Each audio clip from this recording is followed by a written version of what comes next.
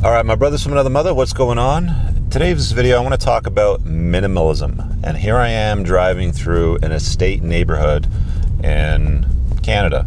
Most of these houses are probably about 5,000 or 6,000 square foot. That one's got 4-car garage. That one's got 3-car garage, 4-car garage. You know, as a car guy, I'm looking at the garages, of course. So why am I talking about minimalism? So around me as I'm driving around, you can see over my shoulder in this window and probably behind me, these are some beautiful homes. They're massive. They definitely throw off pomp and circumstance. But I have had a house like this in my life. I built a custom home when I was getting married, and I lived in it for quite a few years before got divorced and sold off my interest in it. And the reason why I'm talking about this right now is I thought that this was what I wanted. I thought that this would make me happy. And what I learned, this guy's got private gates on his entrance with a keypad to get in.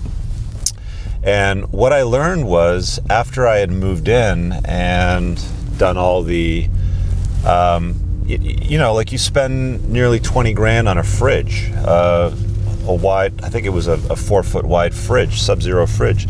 You spend all kinds of money putting in pot lighting and crown molding and upgrading this and that. And you realize after a while, shit, I'm spending a lot of money on dumb shit that doesn't really matter. You're basically working to spend money on dumb shit and pay property taxes and utilities. Like, the house was so big, it had 2 air conditioners. And look, as I look in the driveways, people park their average Joe cars in the driveways, like a couple of minivans, a 15-year-old BMW. It's not like these guys are rolling in Bucks Deluxe, okay? My experience has been a lot of people that live in these kinds of houses, they're not particularly happy with their lifestyle choices. I know that I wasn't personally. So, you know, back to the point, you know, the house had 2 furnaces, 2 air conditioning units, 2 hot water tanks. The property taxes were 3 times higher than the house that I had sold. And when I moved into this house, you know, everything just escalates.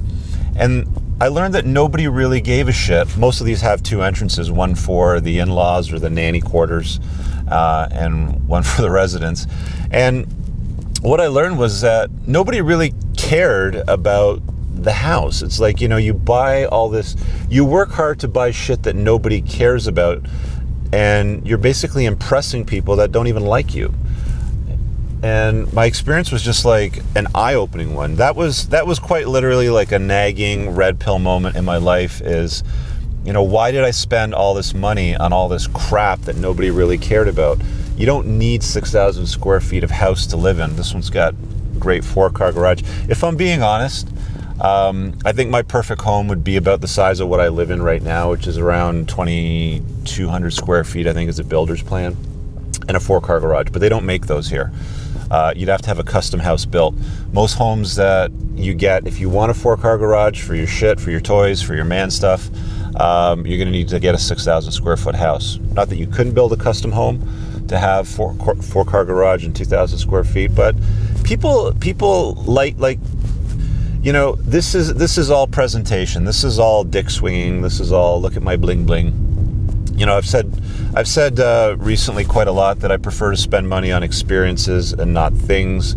These are not, I don't know, you know, this guy over here has got a short school bus in his driveway. I wish you could see it over my shoulder, but for $5,000 cars in the driveway and a short school bus, which tells me somebody in that house is driving a school bus for a living. You know, more basic bitch cars in that driveway. I don't know. You know, my approach to life has changed dramatically since I was married and got divorced, and I spend more of my brain width on experiences. I just don't care about certain things so much. I do care about nice cars because I enjoy driving them because I get excitement and value out of them, but I don't get any value out of these. And if you break down on a piece of paper, if you want to get technical about it and mathematical, if you break down on a piece of paper the amount of money you make on a house like this when you sell it versus something that I'm in right now, which is more practical in the 2,000 square foot range, when you factor in repairs and maintenance, the utility costs and property taxes, you'll probably find that you're twice as better off in a more standardized home versus something that's a giant castle. And the other thing that I noticed when I was shopping for a home when I got divorced was there was a shit ton of houses like this on the market, and I don't believe there's the same number of buyers out on the market looking for homes like that. So they tend to sit for sale for quite a bit longer than, the average 2,000 square foot home, which tells me that they're harder to move. I'm grateful that I'm not in one of these monstrosities anymore. Are they beautiful? Sure, 10-foot ceilings on the main floor, 9-foot ceilings on the second floor, giant chandeliers that cascade down. I remember spending 20 grand on a chandelier at one point, and I thought to myself, after I spent an entire afternoon, literally 6 hours, hanging crystals from it, what the fuck am I doing? Like, why am I spending my time and resources on shit like this that I don't even care about?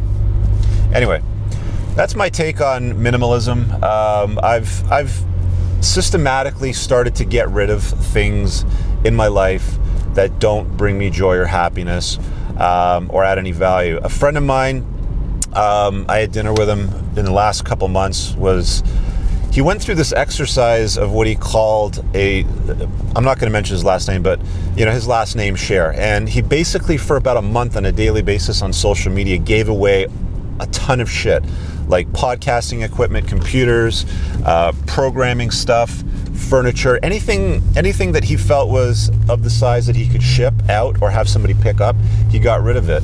And we were chatting about it, and he's like, if it's not something that I needed to use in the next, I think he said 6 to 12 months, or it didn't have any intrinsic memorial value to me, I got rid of it. So I've started cleaning out my house too. I fill up my trunk every weekend with a bunch of stuff that I can just dump in the dumpster bin at my office.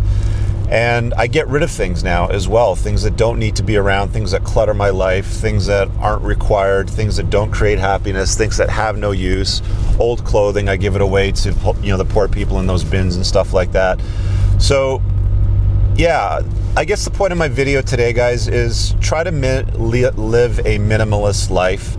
As a red pillar, you will recognize the advantages to you that come into your life when you get rid of shit.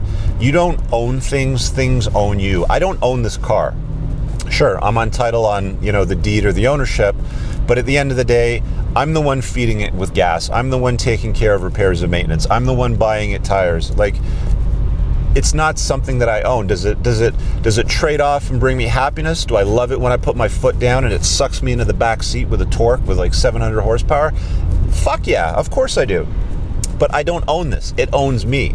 So if you look at it from that perspective, you start minimalizing things in your life that you don't need. You start spending money on experience instead of stuff.